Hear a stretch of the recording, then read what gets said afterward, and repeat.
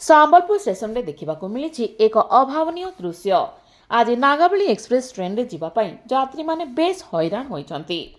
ଷ୍ଟେସନରେ ଟ୍ରେନ୍ ଛିଡ଼ା ହୋଇଥିଲେ ହେଲେ 20ରୁ ଅଧିକ ଯାତ୍ରୀଙ୍କ ଟିକେଟରେ ଥିବା କୋଚ୍ B2 ନଥିଲା। ଟ୍ରେନ୍ ଛାଡ଼ିବା ସମୟ ହୋଇଯାଇଥିବାରୁ ଯାତ୍ରୀମାନେ ଯିଏ ଯେଉଁ କୋଚ୍ରେ ପାରିଲା ବସିଯାଇଥିଲେ। ଏହି ଟ୍ରେନ୍ଟି ସମ୍ବଲପୁରରୁ ମହାରାଷ୍ଟ୍ରର ନାନ୍ଦେଡ଼କୁ ଯାଇଥାଏ। ତେବେ ଟ୍ରେନ୍ ଭିତରକୁ ଯାତ୍ରୀମାନେ ପଶିଲା ପରେ ଟିଟିଇଙ୍କୁ ଏନେଇ ଅଭିଯୋଗ କରିଥିଲେ। ଟିଟିଇ ଏହି ଅଭିଯୋଗ ପାଇବା ପରେ ଉଚ୍ଚ କର୍ତ୍ତୃପକ୍ଷଙ୍କୁ ଜଣାଇଥିଲେ।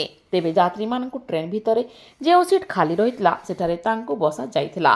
ସେପଟେ ଯାତ୍ରୀମାନେ କହିଛନ୍ତି, ଯଦି B2 କୋଚ୍ ନଥିଲା ପୂର୍ବରୁ କାହିଁକି ଯାତ୍ରୀମାନଙ୍କୁ ସୂଚନା ଦିଆଗଲା ନାହିଁ ବୋଲି ଅଭିଯୋଗ କରିଛନ୍ତି। ସେପଟେ ସମ୍ବଲପୁର ରେଳମଣ୍ଡଳ ପିଆର୍ଓ ତ୍ରିବିକ୍ରମ ସେଠ କହିଛନ୍ତି, ଯାତ୍ରୀମାନଙ୍କୁ ଅନ୍ୟ ଏକ କୋଚ୍ରେ ଆଡଜଷ୍ଟ କରି ଦେଇଛୁ।